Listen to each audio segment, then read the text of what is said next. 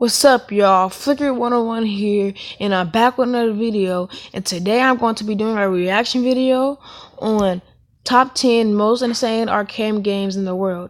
So I never watched this video, and let's just get to it.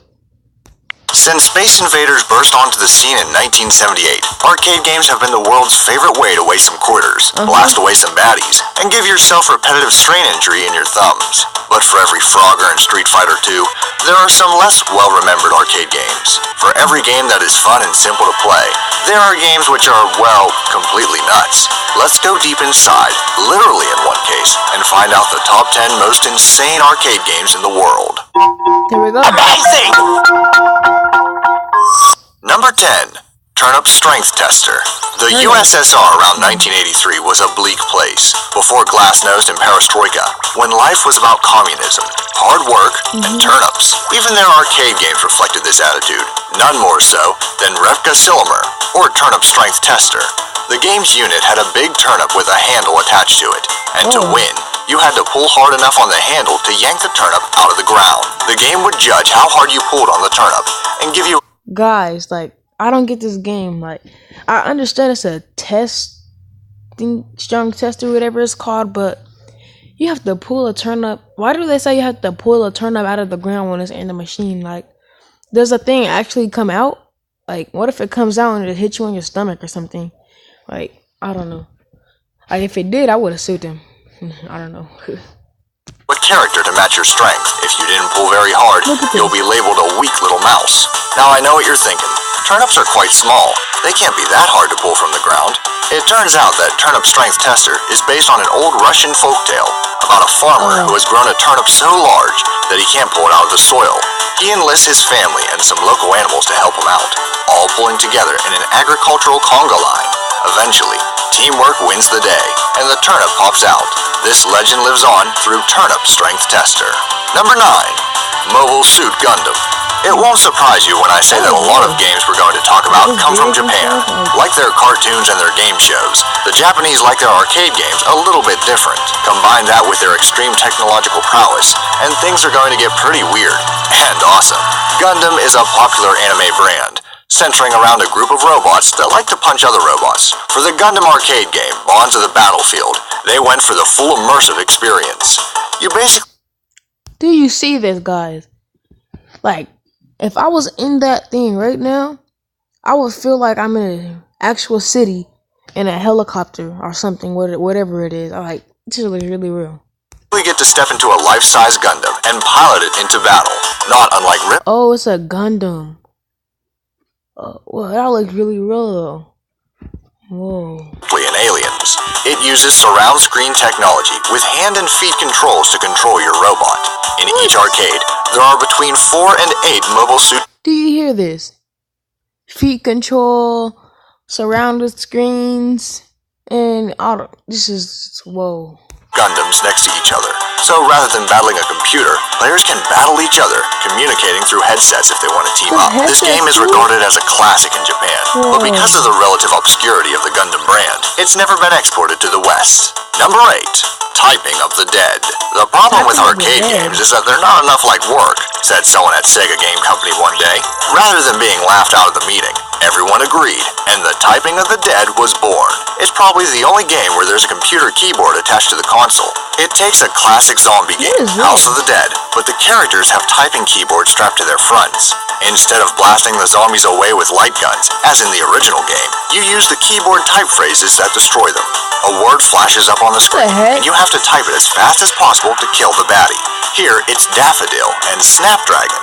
Not the most exciting words in the world, but if they save the world from a zombie apocalypse, who cares? The uniqueness and weirdness of Typing of the Dead means it's very well regarded by gamers, and you can now play it at home on your PC. Secretaries who can type 100 words per minute are feared at this game. Number 7. Wall Street. Regrettably, this is not a tie-in with the Oscar-winning movie starring Michael Douglas as a money-obsessed banker. Actually, it came out 5 years before the movie, and it's a lot stranger.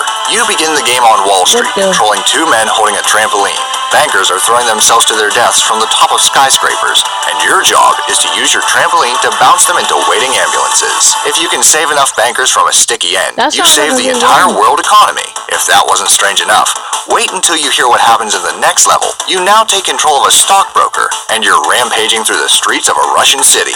Your aim is to collect enough money and women to move on to the next level. Russian tanks are trying to stop you, but luckily you can shoot lightning bolts from your hands. Who knew working in high finance was so exciting? Number 6. Utterly Tickets. A sort of capitalist riposte to Turnip Strength Tester is Sega's 1997 cash cow, Utterly Tickets. It's a cow milking game. That's right, no bull, it's a cow milking game. Meet Bessie, the singing cow. Players crouch by her udders near the silver bucket. As each udder lights up, the player has to squeeze it as if they're milking Bessie. If they squeeze the right udder at the right time, the machine dispenses tickets, which players could redeem to win prizes, like whack-a-mole with squeezing instead of bashing. Apparently, the udders were remarkably lifelike, giving players a taste of farm life without the early morning starts and pungent smells. There are no records of which songs Bessie would sing while all this was going on. Probably something by Madonna. Number 5. Amusement Washing Machine. While no one thinks washing your clothes is particularly thrilling, most people just accept that you have to wear clean clothes and get on with it. Not Taiwanese student Li Wei Chen, however. He believed you could make washing your clothes exciting, and Amusement Washing Machine was born. Chen managed to combine a Space Invaders game with a real washing machine, making something that would not look out of place in an arcade. You put your clothes in the washing machine, insert a coin, and the machine starts. It's a game where you put... Wait, it's a game? I don't get this game, really, honestly. Then you have to play a Space Invaders / laundry sorting hybrid game to keep the machine spinning. If you run out of lives, the machine stops, and you need to insert more coins to finish the washing cycle. If you run out of coins, you might never see your clothes again. Number 4. Table games.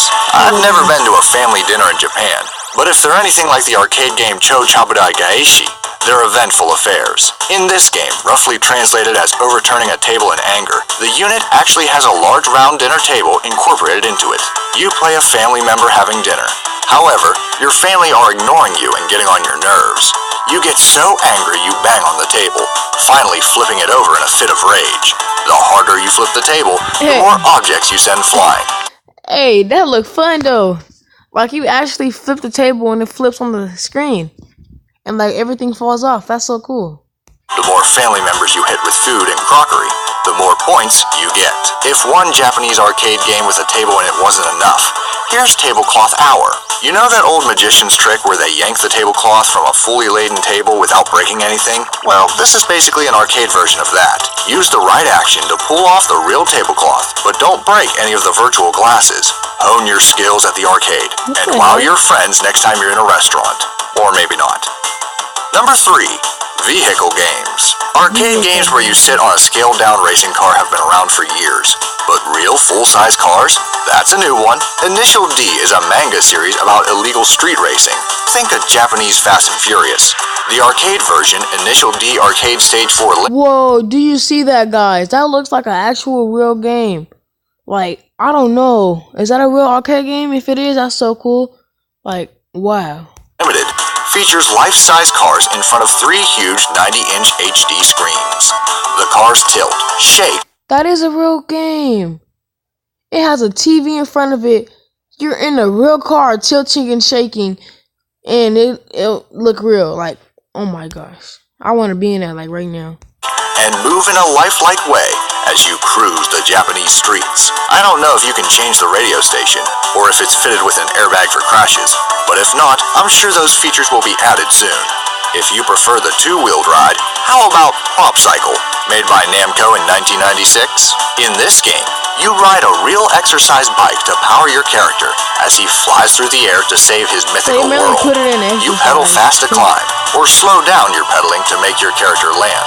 I've never played this game, but reviewers said it was completely exhausting. This is probably why it wasn't a big hit with notorious... Of course it is exhausting. It's a exercising thing, bike. Lazy gamers. Number 2. Submarine Catcher. We've all seen those arcade machines where you operate a claw to pick out a cuddly toy. Those cute little aliens in Toy Story worship the claw like a god who had the power to set them free. The makers of the arcade game, Submarine Catcher, took this to its logical conclusion. Instead of inanimate toys, you control the claw to catch real live lobsters. Lobsters swim around in a tank, waiting for the claw to set them free.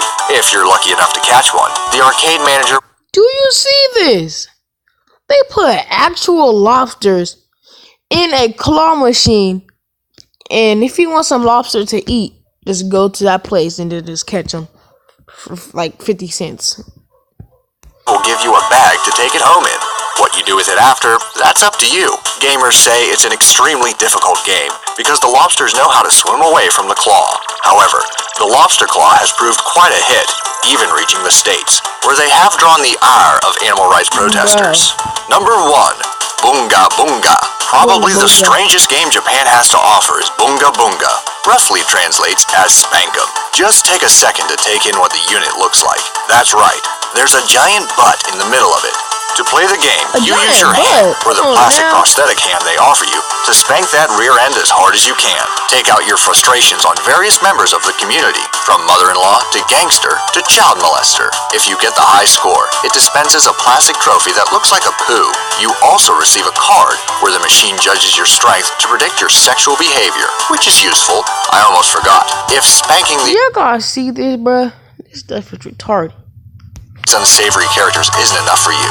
You can use the plastic finger to perform what the Japanese call a kancho. What's a kancho? Well, you can use your imagination, or you could consider that the Boonga Boonga machine is very similar to this machine here, which is used to help doctors practice prostate exams. Did y'all just see that? That's retarded. Does that help? That concludes our top 10 most insane arcade games in the world. Have you played any of them? Do you know any? Alright, y'all, like, all these games are weird, but the most weirdest one is the one where you have to, smack the butt, whatever, and I guess that's all. All the games are retarded. Like, the funnest one, this is the only funnest one, and this is the only goodest one in this video, which is the car game. Like, that was so, that would be so fun. Like, it's a real car with a 75-inch TV in front of it.